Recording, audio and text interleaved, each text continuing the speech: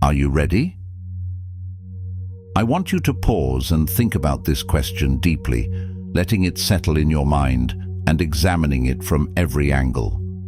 Consider it in both a positive and negative context. Are you ready to succeed, to commit to the full measure of work that success requires? Are you ready to achieve your goals with consistency, clarity, and discipline?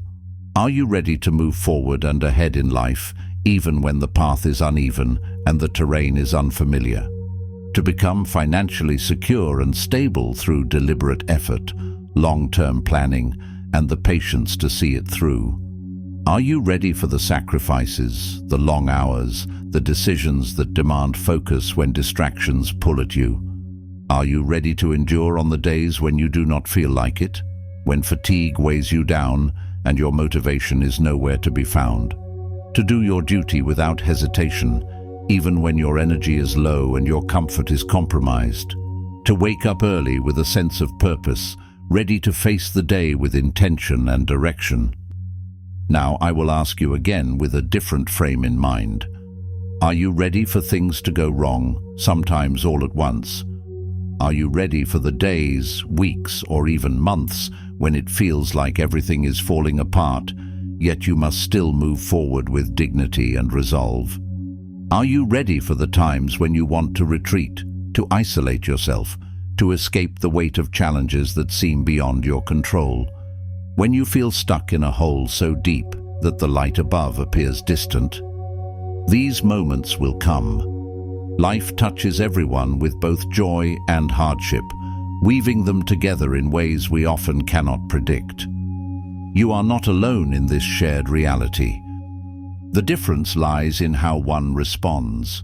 The Stoic takes hardship and shapes it into a tool for discipline, endurance, and growth. In the rhythm of life, both the good and bad times pass in their turn. The good will fade, the bad will fade. All is temporary and subject to change. This is why you must learn to cherish the present moment fully and cultivate a steady gratitude for it, because this moment is all you truly have in your possession. Time flows without pause, like a river that never stops moving. Trying to hold onto it is like trying to capture water in your hands. It slips away regardless of your grip. The path of wisdom, as walked by the Stoics, trains the mind and spirit so that when you are asked, "Are you ready?" your answer is a grounded and certain yes. Let us begin. Chapter 1. The readiness to begin. To begin is to express intention through action. It is a signal that you are choosing motion rather than remaining still. When you start something, you shape the direction of your life by choosing where to place your time and energy. The Stoic does not wait to feel ready. He prepares himself to respond, and he steps forward when the moment calls. He accepts that circumstances are rarely ideal. He does not delay until comfort, clarity, or certainty appear. He initiates. Every day begins with a choice. The first moment you open your eyes is an invitation to return to what matters. You can choose to remain passive, or you can step into action. The Stoic does not delay his day with aimless thought or indulgent hesitation. He directs his awareness toward what must be done. He does not negotiate with mood. He holds himself to duty, and he treats the beginning of the day as a moment of commitment. The readiness to begin requires you to reject the idea that more time will bring more courage. Many people tell themselves that they need to wait for better conditions, more energy, or clearer plans. The real issue is that they avoid the discomfort that comes with starting. Beginning is not easy. It requires you to step into uncertainty. It disrupts routine and challenges inertia. The Stoic understands that discomfort is a natural part of progress. The longer you delay, the more resistance builds.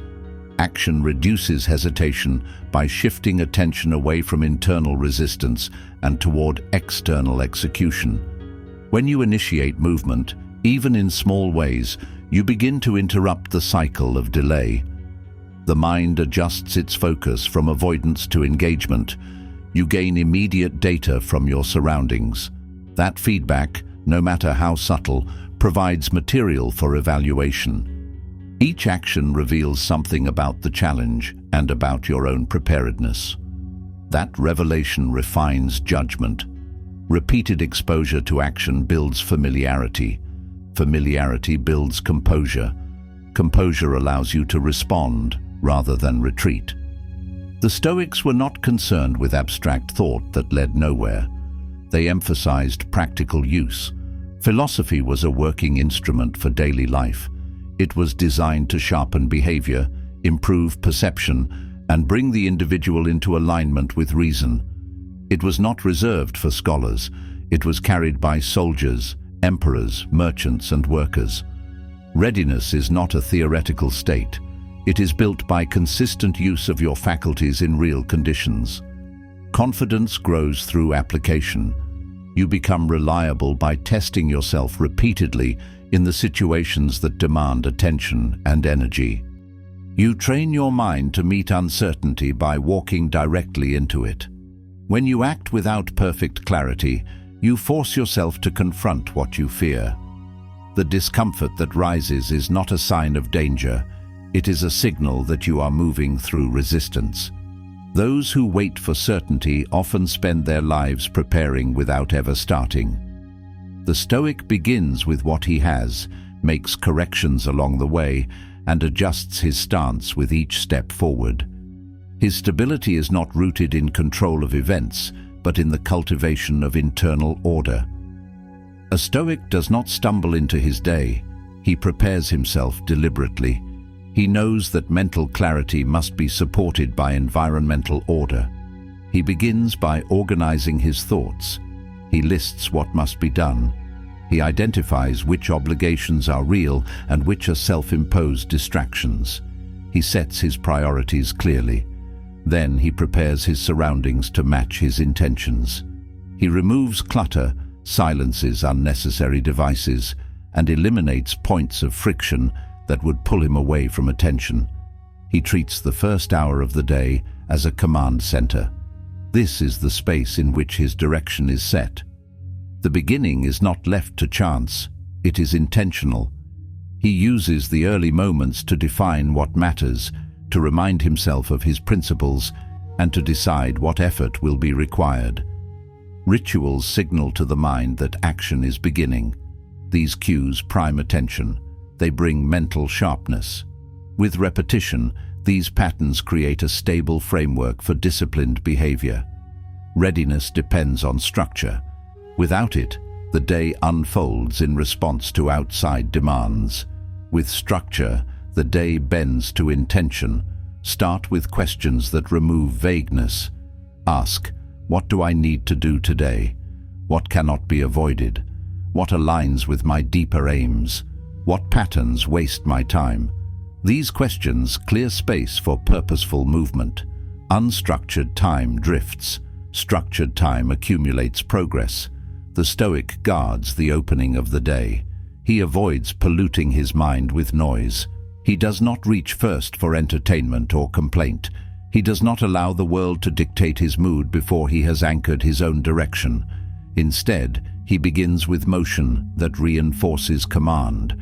Cold water on the face, breath to still the nervous system, a short walk, a clear review of tasks, a brief line from a trusted text. These actions stabilize the inner field. Each day is training. It is a repetition of principles through lived behavior.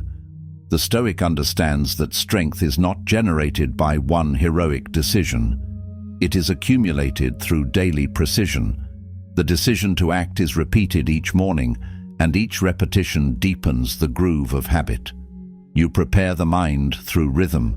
You condition the body through routine. You reinforce your values through choice. These are not abstract ideas. They are practical disciplines. Test yourself. For 7 days, record the first 60 minutes of your day. Write exactly what you do, how long each part takes, and how you feel afterward. Study your patterns, then refine them. Replace weak links with strong anchors. Do this slowly, but with intent. The changes you make will compound. Each adjustment strengthens readiness. You will begin to move into the day with sharper energy and clearer command. Those who are truly ready do not wait for emotion to support action. They treat action as a contract with themselves. They keep that contract without conditions. Their loyalty is not to comfort or perfection, but to discipline. Repeated action becomes habit. Habit becomes self-image. Self-image becomes character. And character, formed in silence and repetition, becomes destiny. Chapter 2. Endurance under pressure. The test of readiness often comes in prolonged and unrelenting periods of difficulty. These are not the short bursts of challenge that demand a quick reaction, but the long stretches that quietly erode patience, drain energy, and test the depth of your commitment.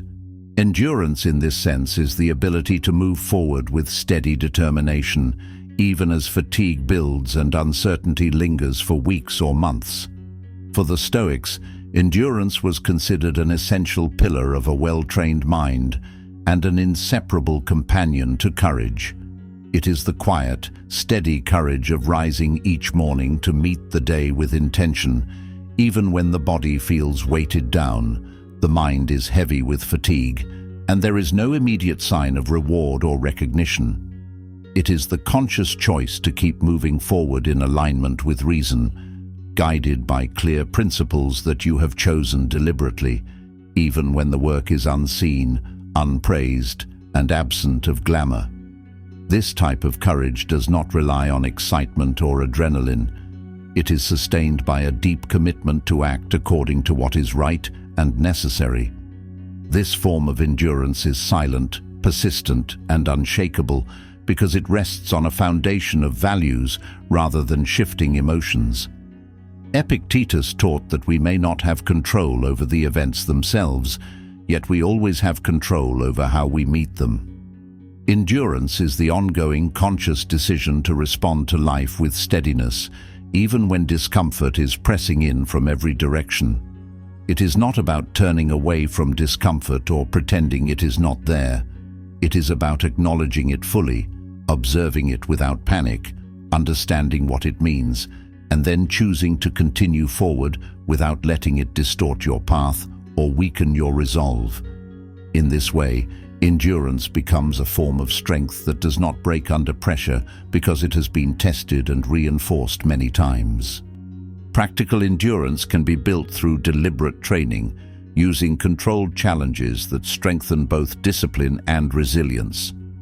The purpose is to make action under less than ideal circumstances a familiar habit, so that difficulty loses its ability to paralyze you. This might mean holding to your exercise schedule during bad weather, completing complex tasks while surrounded by distractions, or honoring a promise to yourself long after the initial burst of motivation has faded. You can also deliberately place yourself in mild discomfort, waking earlier than necessary, choosing to walk rather than take an easier mode of transport, or tackling the most difficult task of the day before you feel fully ready. Each time you do this, you are teaching your mind and body to operate effectively without the need for perfect conditions. These seemingly small and intentional acts add up, layering strength and resilience until they form a reliable structure you can lean on when greater tests come. The Stoic sees every difficulty as part of a larger discipline. These are not interruptions to life, they are lessons within it. Each challenge presents a structured opportunity to build strength, not just physically, but mentally and emotionally. The Stoic mindset treats every pressure, inconvenience, and frustration as a form of resistance training. Difficult moments become part of a curriculum. The lesson is endurance, and the classroom is daily life. To endure well, one must engage directly with what appears. Avoidance weakens the will. Avoidance also wastes time. The Stoic understands that facing what must be done is the most efficient way to reduce its weight. The first step is acknowledging the presence of difficulty without distortion. Name what it is. Clarify what it demands. Then step into it. Do not overthink, overplan, or seek perfect timing. Begin the work. Action creates forward movement, even if progress is slow. Each obstacle teaches you something about your limits and how to expand them. Endurance is built when you stay in motion during discomfort. This includes physical fatigue, emotional frustration, mental confusion, and boredom. These states will arise during any sustained effort. By remaining consistent in such moments, you create an internal reference point.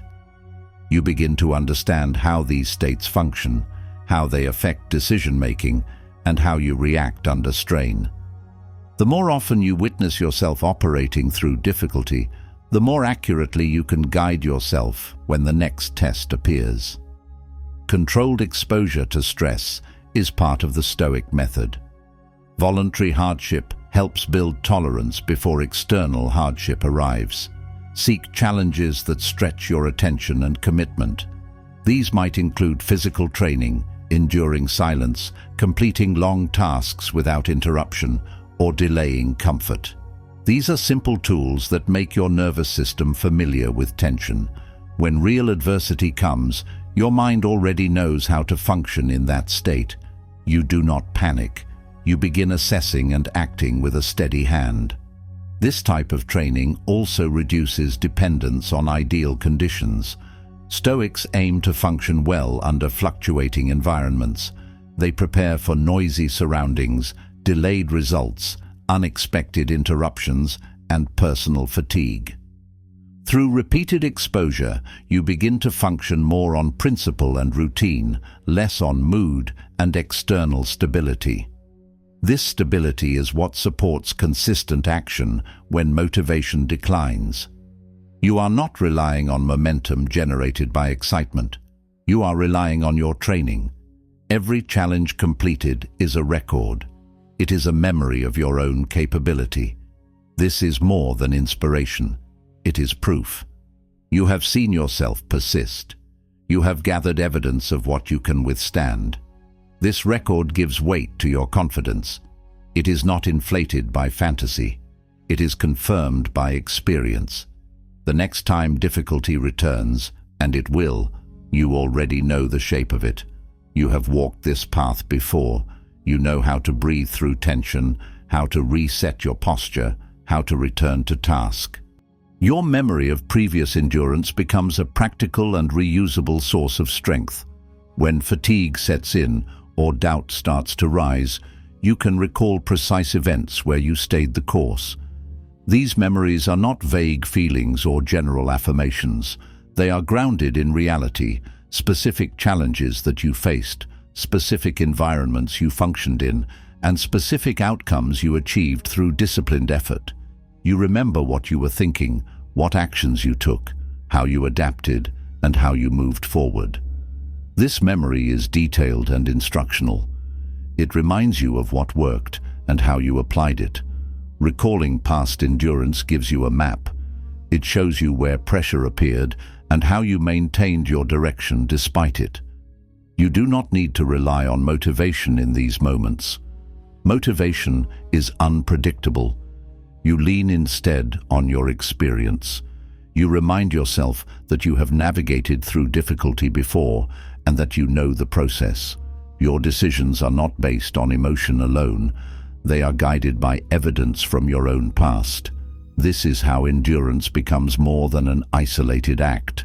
It becomes a consistent pattern that can be repeated under stress. Your thinking becomes more stable when you rely on a record of completed effort. Doubt has less weight when it must compete with proven action. Confidence is no longer an abstract trait. It is rooted in tested behavior. You are not convincing yourself through imagination. You are confirming your capacity through facts. This gives you a clearer internal voice when making choices during pressure. The voice becomes direct, factual, and focused. You've done this before. You know the next step. Now take it. When emotion begins to fluctuate, reason gives you something steady to use. While frustration or hesitation may appear, your ability to see what matters can remain in place. You remind yourself why the task matters, what the immediate priorities are, and what action aligns with your values. You break things down into manageable parts. You remove exaggeration and simplify what needs to be done. You stop negotiating and return to work.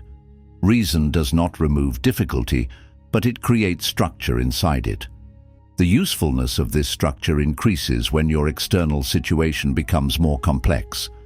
A stressful environment can trigger scattered thought, emotional impulsiveness, and rushed decisions. Clear reasoning limits that drift. You build a pattern of thinking that anchors attention to specific actions, keeps the mind from wandering, and reduces unnecessary complexity. When followed consistently, this pattern shapes how you show up in every environment. It becomes second nature to assess, act, and stay composed. Discipline is what continues when energy is low. When motivation disappears, discipline allows you to proceed anyway. You already know the routine. You already know the standards you have committed to. You do not need inspiration to complete them. You need presence and follow-through. These are behaviors you can train. Once trained, they become familiar and automatic under stress. You focus on carrying out the next step, no matter how small, and completing what you set out to do. This approach turns difficulty into usable feedback. Each moment of challenge is no longer a block, it is material. Pain becomes instruction. You observe where it comes from and what it teaches you about your limits. Delay becomes a direct exercise in maintaining patience and mental control. It teaches you how to function when progress is slower than expected. Confusion signals the need to clarify. It forces you to simplify the task, recheck the basics, and focus on what can be understood clearly. You begin to see each difficulty as an assignment. It has something to teach, and your job is to extract that lesson without being derailed. You build composure through exposure to pressure. You build control by limiting your reactions. You build consistency by repeating small, necessary tasks, even when they feel unrewarding. These are the behaviors that allow you to keep going when others stop. The readiness to continue is trained by acting when there is no visible result, no comfort, and no applause. The consistency itself becomes the reward. It confirms your control over your choices. Endurance is not a vague concept. It is demonstrated through specific, measurable decisions repeated across time. It shows up when you finish your daily practices without deviation. It shows up when you maintain composure during frustration. It shows up when you remain focused on your commitments when no one else is watching and no reward is offered. These small, consistent behaviors become proof of your ability to sustain action under stress. They reflect the depth of your preparation. They indicate whether your values exist only in thought or are integrated into your actions. To strengthen these behaviors, place yourself in conditions that require you to follow through. Choose small, voluntary difficulties that require effort and attention. Wake earlier than usual. Eliminate small comforts for a period. Follow a strict time block for focused work. Do what you said you would do, even when it becomes inconvenient. These deliberate decisions introduce friction. That friction strengthens resolve. Each promise kept builds personal trust. Each completed challenge becomes a point of reference you can return to. Documenting these actions increases their clarity. Write down what you intend to do. Then record whether you completed it, how you felt during the process, and what caused any deviation. This review process sharpens awareness of your behavior patterns. It brings unconscious tendencies into the light. It also reinforces the identity of someone who takes disciplined action. Each review is a form of self-accountability. You are no longer guessing where your habits are strong or weak. You are observing them directly. As this system builds, your internal stability improves. When future pressure appears, you do not collapse into surprise or panic. You know the pattern. You recognize the signs. You know what fatigue feels like and how it begins to distort your thinking. You are familiar with the first signs of emotional drift. This awareness gives you time to adjust your thinking before you lose direction. You can slow your breathing, realign with your goal, and continue with precision. This process becomes automatic with enough repetition. When challenges return, and they always do, you face them with clarity, not hesitation. You have already operated in similar pressure. You have trained in conditions that match the difficulty at hand. This is no longer new ground. It is familiar territory. Your body knows how to stand firm under stress. Your mind has already rehearsed the steps required to adapt, focus, and move. You are not surprised. You are prepared. In these moments, external support may be absent. Encouragement may not arrive.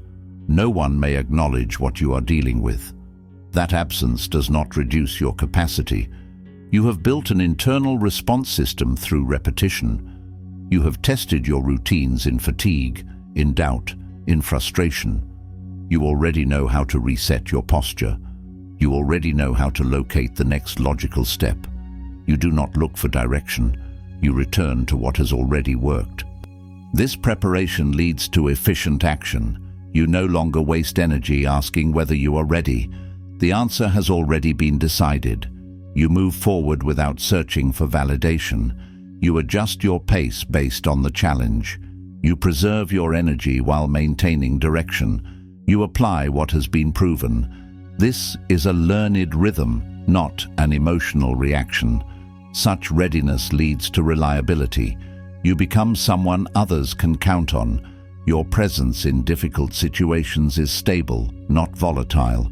You return to task without adding emotional weight. You conserve attention by cutting away unnecessary reaction. This steadiness is useful in environments that change quickly. It is also useful in long periods of monotony, where most people drift and disengage. The ability to remain focused when interest fades is part of what makes your work consistent. You follow through without needing applause. You finish what you said you would do without requiring permission. You function in silence. This reliability shows up when others are distracted, tired, or overwhelmed. You show up even when no one notices. You deliver results even when the process is slow. This is dependability measured across effort, not performance in short bursts. It becomes part of your rhythm. This consistency extends into the smallest decisions. You maintain your wake time. You execute your routine. You complete your list. You uphold your values even when tempted to relax them. These decisions often happen unnoticed. That does not lessen their importance. Each small act builds the baseline of who you are. That baseline becomes your identity. You maintain focus not because you are driven by a moment of inspiration, but because you are trained to act without needing it. Your structure supports you. Your process carries you. When discomfort increases, you narrow your focus. You simplify the task. You complete it. That level of control is earned through hours of repetition. Reflection strengthens the entire system by turning daily effort into measurable growth. When practiced consistently, it brings clarity to patterns that often remain hidden. Each evening, take a few quiet minutes to review your actions.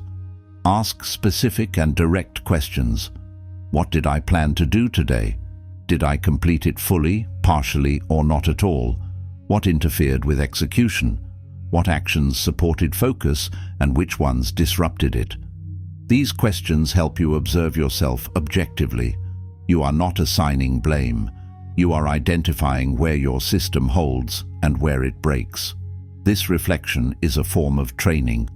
It shifts your mind into a mode of self-observation rather than self-judgment. You are not analyzing character. You are measuring consistency. This method collects accurate information about how you use time, attention, and effort. It allows you to correct small deviations before they turn into setbacks. You begin to detect the patterns that limit your output. You also begin to recognize which structures are stable and worth repeating. This is how disciplined action becomes repeatable. The more precisely you observe your behavior, the more directly you can adjust it.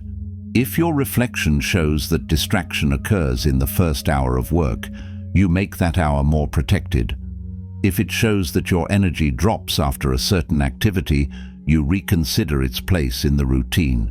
Each night becomes an opportunity to strengthen the system. You do not need to change everything at once. You only need to make small, direct corrections. Remove what weakens you, strengthen what supports you. Small errors that go unnoticed become weaknesses in structure. If caught early, they can be corrected with minimal effort.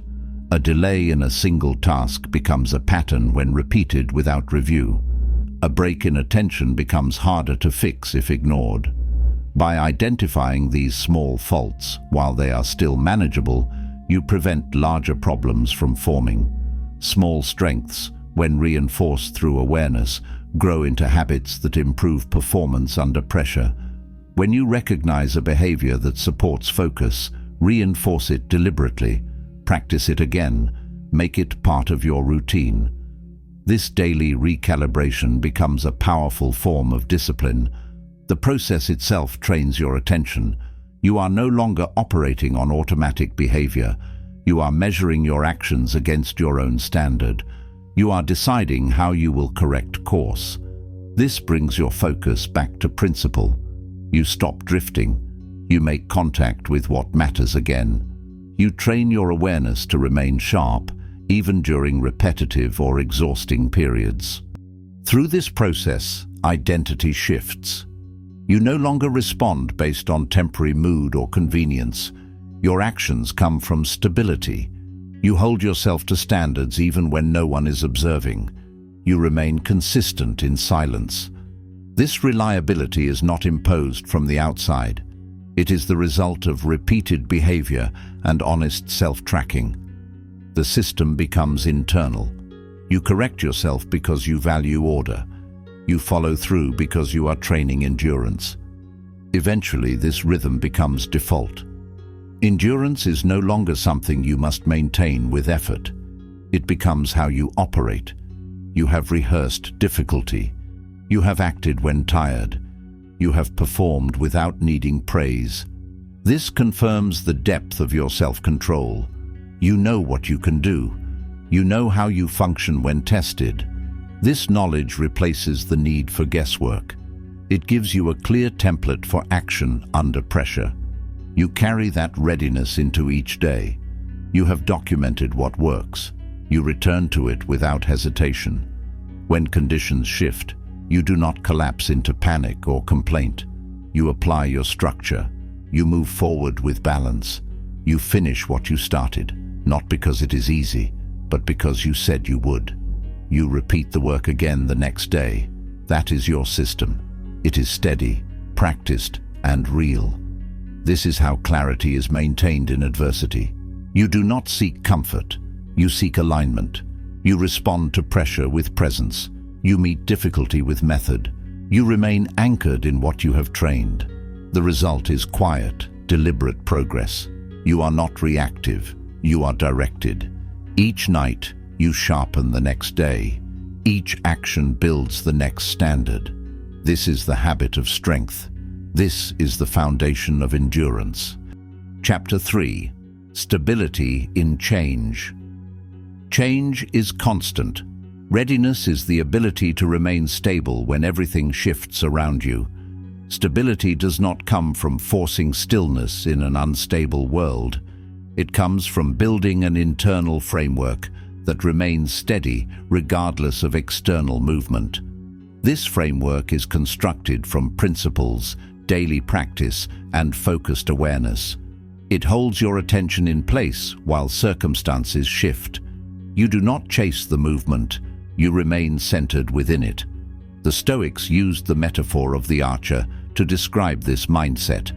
You control the preparation, your posture, your breath, your aim, and the release of the arrow. These are within your authority. Once the arrow is in flight, the wind may alter its path. You do not control that part. In the same way, you control your conduct, your effort, your choices, your discipline. The outcome belongs to chance, fate, or other forces outside your reach. What matters is how steady you were in preparation. Readiness is about controlling your part of the process completely, then letting the result pass without resentment or attachment. To remain stable during change, you must learn how to adjust while preserving your direction. A shift in plans does not require a shift in purpose. A blocked path does not mean the journey is finished. You adapt the method. You do not abandon the mission. Stability means your internal compass remains calibrated, even as the map changes. You hold your vision steady. You change your steps based on conditions. This mindset allows you to stay engaged in high-pressure or uncertain situations without losing clarity.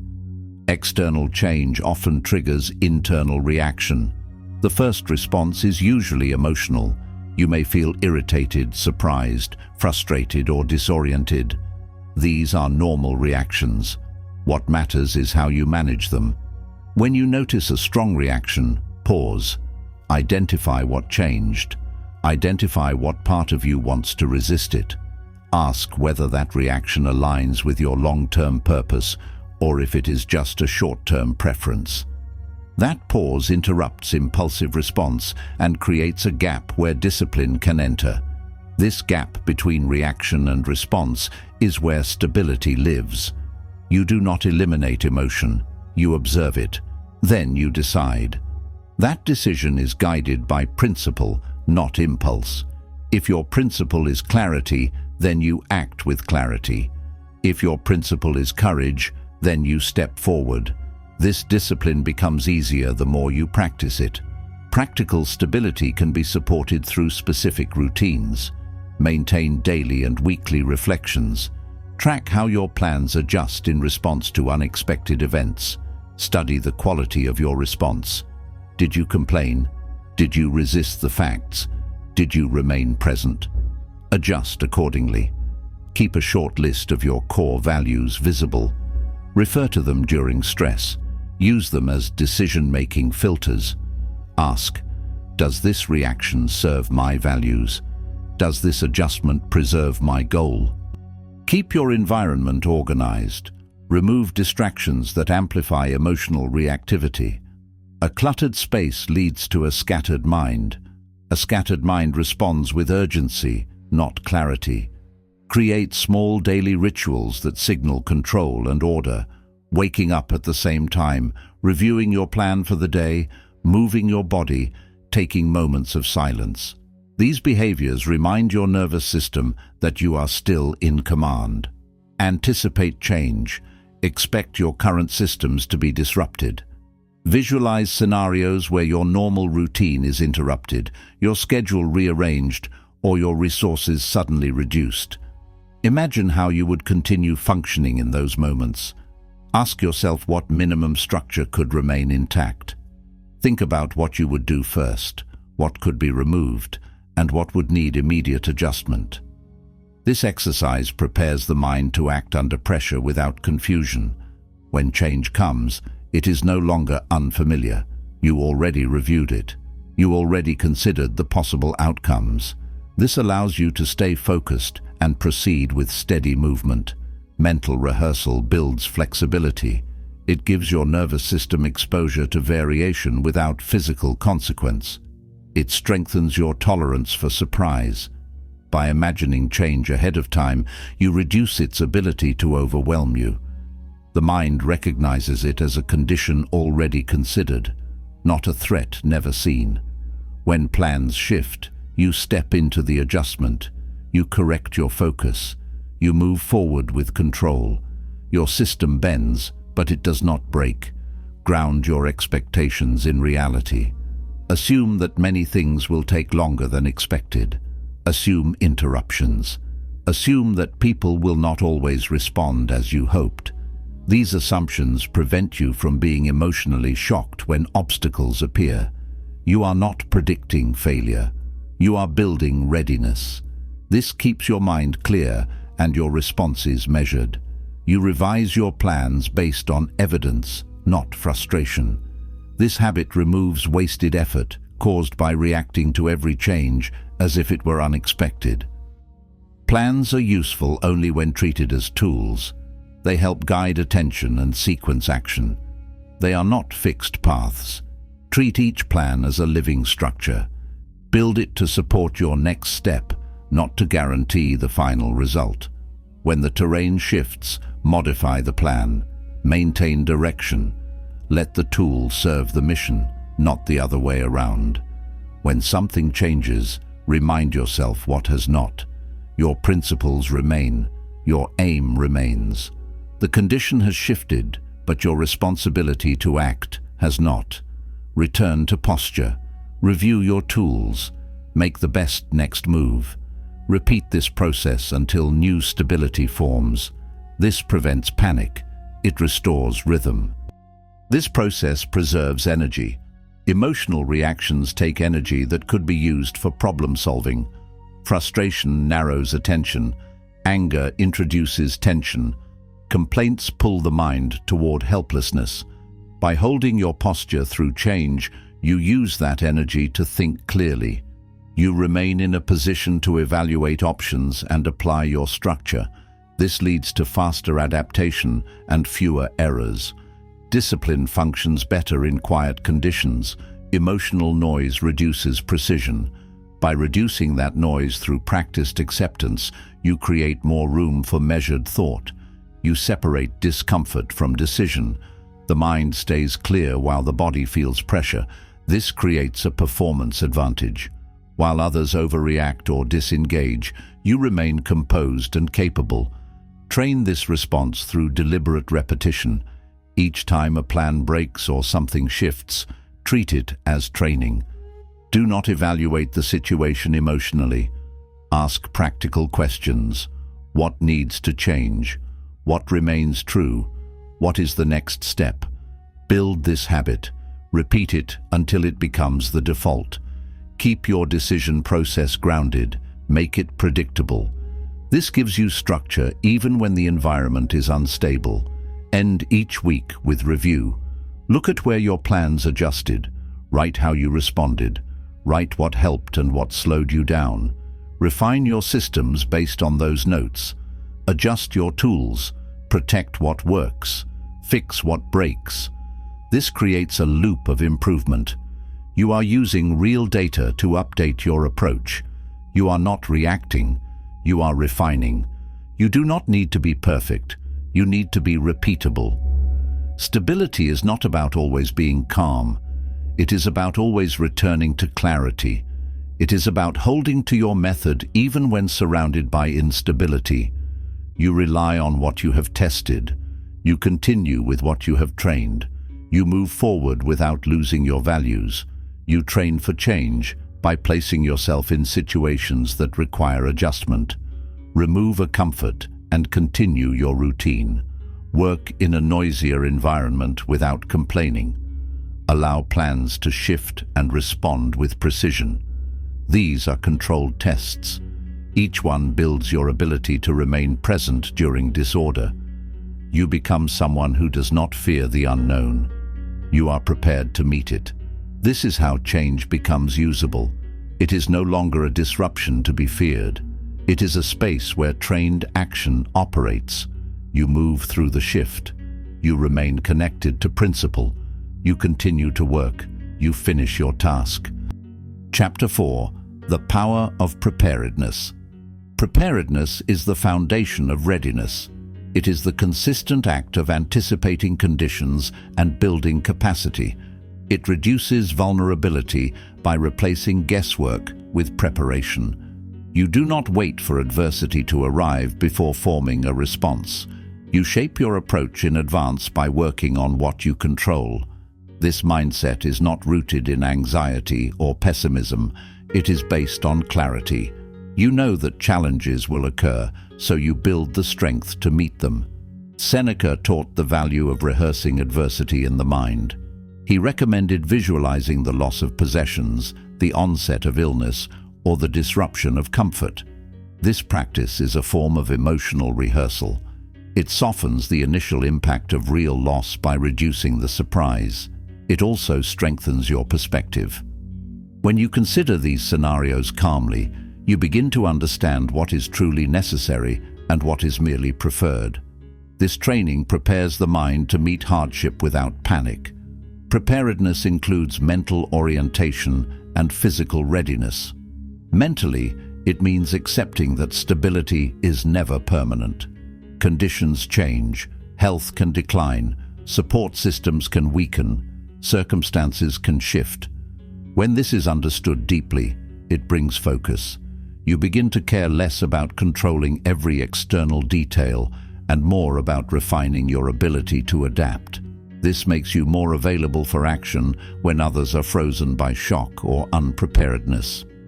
On the practical side, preparedness means strengthening the specific areas of your life that support independence and resilience. This includes managing your finances with intention, saving consistently, tracking expenses, and reducing unnecessary liabilities. Financial preparedness removes the urgency that drives impulsive decisions.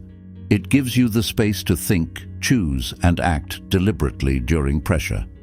It also includes physical preparedness, maintaining health through movement, nutrition, and recovery.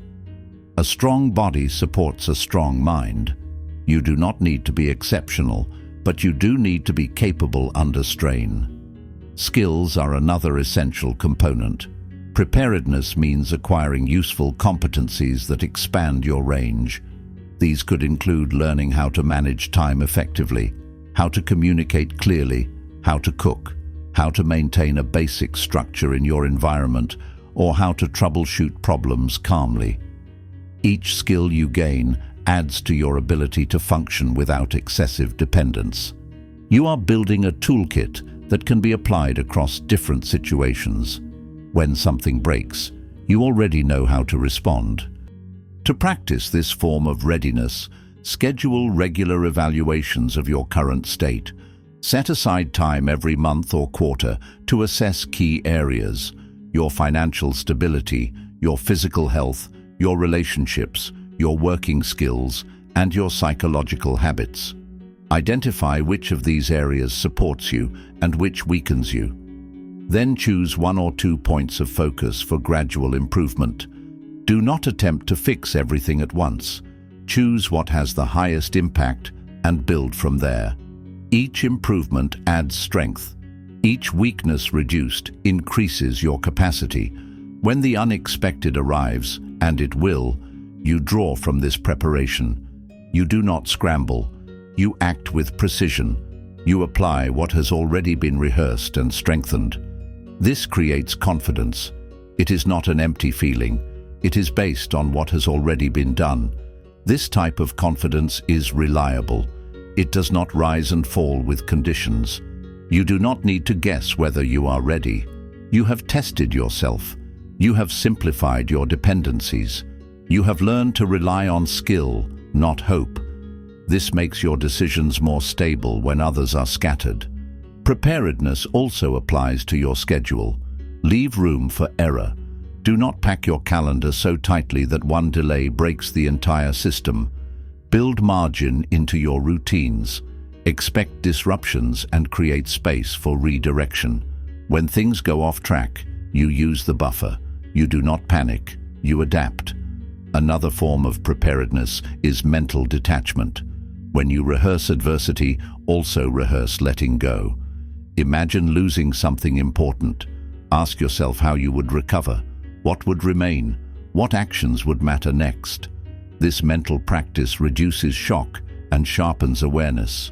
You realize what is essential, and you begin to live with more attention to what you can control. Being prepared does not make you immune to difficulty. It makes you functional in it. When others hesitate, you engage. When others retreat, you adjust. Your steps may be slower in hardship, but they continue. Your system holds. That is the result of daily discipline applied before difficulty arrives. Preparedness is not a one-time act. It is a mindset that requires consistent attention. It is built through regular review, steady training, and personal responsibility. It becomes a framework that supports all other virtues: endurance, courage, clarity, and action. Chapter 5. Living ready in daily life. Readiness is proven in the small moments. It is not limited to emergencies or rare crises. It shows itself in how you approach everyday responsibilities, conversations, delays, and tasks. These minor moments make up the structure of your life. They provide the training ground for everything larger. If you approach them carelessly, you reduce your ability to face more difficult challenges with strength. If you handle them with discipline and clarity, you reinforce habits that support composure and action under pressure. How you respond when something small goes wrong, an unexpected delay, a rude remark, a change in plans, reveals whether you are living prepared or reactive. If you lose control in small matters, that pattern is likely to continue when larger tests appear. Each minor disruption is a training opportunity. These are the real tests of readiness. They come often, without warning, and without reward. Responding to them with composure strengthens control. Ignoring them weakens your discipline. Living ready means approaching each day with direction. It begins with how you start your morning. It includes what you choose to focus on and how you respond to distraction. It includes how you carry yourself through ordinary tasks, whether you complete them with care or with impatience. It is present in your tone of voice, in how you listen, and in how you react to mistakes. The Stoic does not separate philosophy from daily life. He brings his principles into everything he does, regardless of setting or status.